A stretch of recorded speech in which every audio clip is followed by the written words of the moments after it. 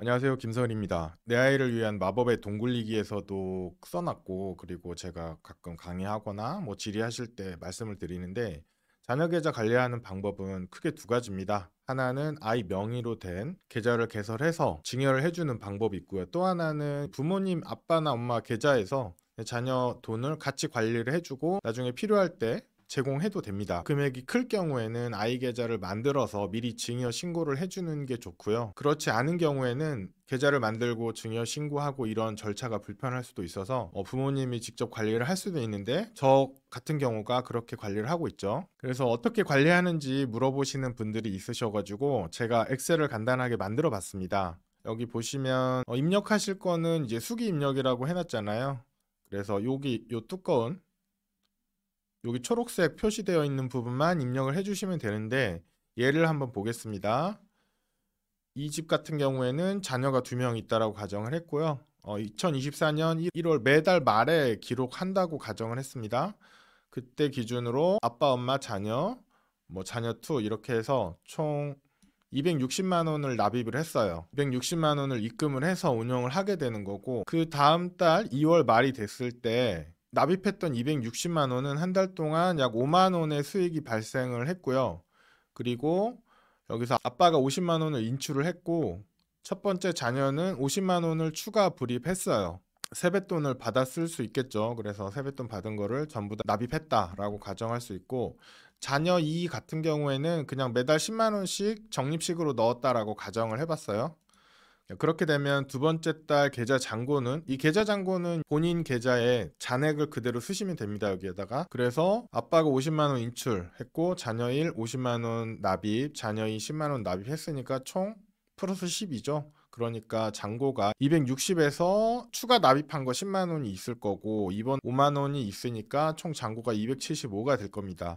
여기다 275를 넣으면 이 오른쪽에 있는 것들이 다 자동으로 계산이 됩니다. 수익률을 보면 260만 원에서 5만 원의 수익이 발생했으니까 그걸 계산해서 9%라고 되어 있는 거고요. 평가 잔액이라는 것은 이제 아빠가 원래 100만 원이 있었는데 그게 한 달 동안 1.9%의 수익이 났어요. 그래서 19,000원이 추가가 됐는데 2월 말에 50만 원을 인출해 갔습니다. 그러니까 아빠의 평가 잔액은 51만 9천 원이 되는 거고요. 엄마 같은 경우에는 100만 원을 넣었고 인출이 없으니까 101만 9천 원. 그리고 첫 번째 자녀는 50만 원에 대해서는 1.9% 수익이 났고 그 이후로 50만 원을 추가 납입했죠. 그래서 평가 잔액은 101만 원이 됩니다. 오른쪽에 보시면 이 계산한 근거들이 있는데 납입 총계는 아빠가 원래 100만 원 납입했다가 50만 원 인출했잖아요. 그래서 계속 납입 총계는 50만 원이 되고 11월 달에 50만 원을 다시 납입해요. 그래서 납입 총계가 100만 원, 100만 원 이렇게 간다는 거고 엄마는 100만 원을 납입한 상태로 그대로 쭉 있었기 때문에 계속 100만 원인 상태인 거고 첫 번째 자녀는 50만 원 납입했다가 그 다음 달에 50만 원 추가 납입하죠. 그래서 100만 원이 됐고 쭉 100만 원 상태로 있다가 5월 달에 어린이날 선물로 특별히 누구한테 용돈을 받았나 봐요. 100만 원을 받아서 그대로 다 납입을 했어요. 그래서 자녀인은 여기서 200만 원이 되고 쭉 가다가 10월 달에 80만 원을 인출을 해요. 첫 번째 자녀가 중2 정도 된다고 하면 이제 중2들은 무섭거든요. 그래서 첫 번째 자녀가 나 핸드폰을 바꿔달라. 그래서 한 80만 원 정도 보태달라라고 해서 본인 계좌에서 80만 원 인출한 케이스를 쓴 겁니다. 그러면 80만 원 인출을 했기 때문에 200만 원에서 80이 빠진 120, 120. 그래서 첫 번째 자녀가 납입한 총 납입금은 120만 원. 두 번째 자녀도 120만 원이죠. 매달 10만 원씩 납입했으니까 120만 원이 되고 오른쪽에 손익이라는 것은 지난달 잔고가 굴러가서 얼마의 수익이 났느냐 그리고 손실이 났느냐를 표시를 한 거예요. 예를 들어서 첫 번째 달에는 엄마 아빠 모두 잔고가 100만 원이 있었죠. 여기 100만 원이 있었는데 그게 1.9% 수익이 났으니까 엄마 아빠 모두 1.9만 원의 수익이 발생을 한 거고요. 두 번째 달에는 2.2% 손실이었어요. 근데 엄마는 여전히 100만 원의 잔고가 있었으니까 엄마는 2.2만 원의 손실이 발생한 거고 아빠는 50만 원을 인출을 했죠. 그래서 잔고가 50만 원밖에 없었으니까 1.1만 원 손실이 발생합니다. 그리고 손익 누계는 이런 수익과 손실을 누적해서 합산한 거예요. 그런 식으로 해서 이 평가 잔액을 계산하게 되는데 간단합니다. 그래서 이 왼쪽에 있는 초록색 칸만 잘 입력해 주시면 되고, 예를 들어서 아빠 같은 경우에는 100만 원 넣었다가 50만 원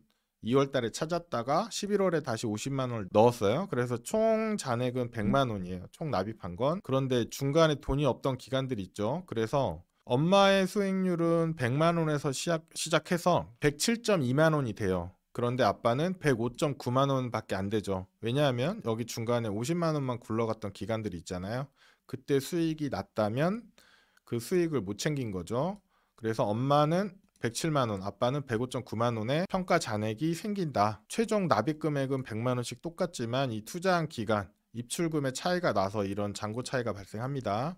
그리고 엄마의 경우에는 처음 납입한 거를 한 번도 바꾸지 않았잖아요. 요게 바로 기준가와 같은 개념입니다. 여기 기준가를 한 번 더 계산을 해줬는데 이것은 입출금의 변화가 없고 펀드의 수익률 자체만 판단하는 개념입니다. 제가 지난번에 올려드렸던 영상 그 월별 수익률만 넣으면 이제 기준가를 기준으로 해서 시간평전 수익률을 계산해 주잖아요. 그런 개념이고 여기서 보면 기준가가 100에서 107.2가 돼요. 매달 성과를 반영해서. 근데 엄마가 100만 원 넣고 한 번도 변경 안 했으니까 107.2 동일하죠. 그 부분을 확인할 수가 있고요. 기준가 기준, 즉 이 펀드를 얼마나 잘 운용했냐를 보면 1년 동안 7.2%의 수익이 발생했어요. 누적으로. 뭐 괜찮죠? 7.2%. 그래서 엄마는 그 수익을 고스란히 챙겼고 아빠는 중간에 돈이 빠져 있어서 수익률이 좀 낮다. 첫 번째 자녀와 두 번째 자녀 같은 경우에는 납입한 금액은 120만 원으로 동일합니다. 그런데 두 번째 자녀는 적립식으로 쭉 꾸준히 납입을 했죠. 그 결과 126만 1,000원이 돼요. 그런데 첫 번째 자녀 같은 경우에는 기간 초기에 50, 100만 원 이렇게 납입을 했었기 때문에 여기 있었던 이 수익 구간을 많이 먹었어요.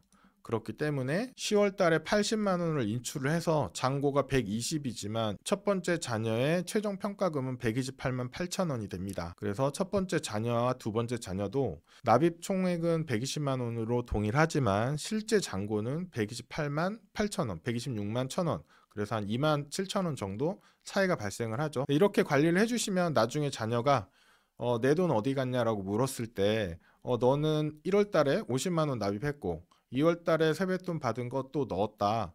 그리고 5월 달에 어린이날 용돈 받은 것도 다 넣었고 그리고 10월 달에 80만 원 네가 찾아갔다.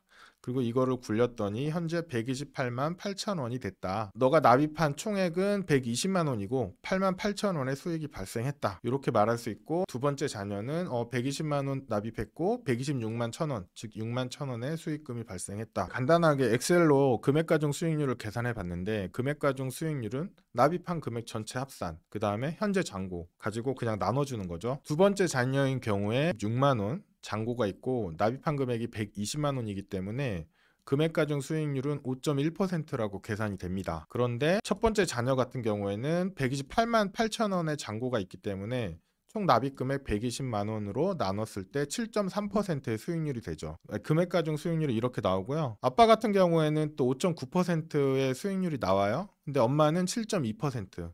이게 기준가에 동일하다고 했죠. 즉 엄마 아빠가 운영한 이 계좌의 수익률은 연간 7.2%예요. 근데 아빠가 느끼는 것 5.9%, 두 번째 자녀는 5.1%라고 느낄 수 있죠. 그렇기 때문에 금액과 중 수익률로는 정확한 성과를 측정하기는 어렵다는 것도 확인할 수 있고요. 그래서 내가 자금을 잘 운용하고 있느냐를 확인하려면 이렇게 월별 수익률을 계산한 다음에 기준가를 계산하고 그걸 가지고 연환산 수익률을 계산해 봐야 되는 거고, 그래서 지난번에 올려드린 자동으로 계산해주는 그런 프로그램을 활용하셔도 되고요. 증권사나 이제 은행에서 보여주는 수익률은 대체로 금액과 중 수익률이에요. 그래서 이런 수치가 나올 수 있어요. 그렇기 때문에 내가 투자를 잘못했나? 라는 생각이 들 수도 있기 때문에 그런 거는 좀 참고를 해보시면 되겠습니다. 제가 한 가지 시뮬레이션을 추가했는데 첫 번째 자녀가 11월 30일 날 100만 원을 추가 인출했다고 가정을 했어요. 이렇게 되면 첫 번째 자녀가 납입한 금액의 잔액은 20만 원이에요. 그런데 첫 번째 자녀는 이 앞에 있던 기간 동안 큰 규모의 금액을 가지고 운용을 했기 때문에 수익이 많이 남아 있어요. 그래서 이렇게 보시면 10월 말에 121만 8천 원이 있었는데 여기서 100만 원을 찾았으니까 25만 7천 원이고 그 다음 달 26만 5천 원이 되는데 금액가 중 수익률로 계산해 버리면 납입한 금액 20만 원, 잔고 26만 5천 원 이렇게 계산해서 32.5%라는 수치가 나올 수도 있어요. 여기서 포인트로 말씀드리고 싶은 거는 금액가 중 수익률로 계산하면 뭔가 명확하지 않다라는 거 확인하시면 좋을 것 같고, 네, 요 양식을 이제 가져가셔가지고 여기 왼쪽에 있는 내용을 싹 지우고 내년 1월부터 여기 금액들을 쭉 채워 나가면 본인의 성과들을 좀 확인해 보실 수 있을 것 같아요. 아이들 계좌도 관리해 주시고요.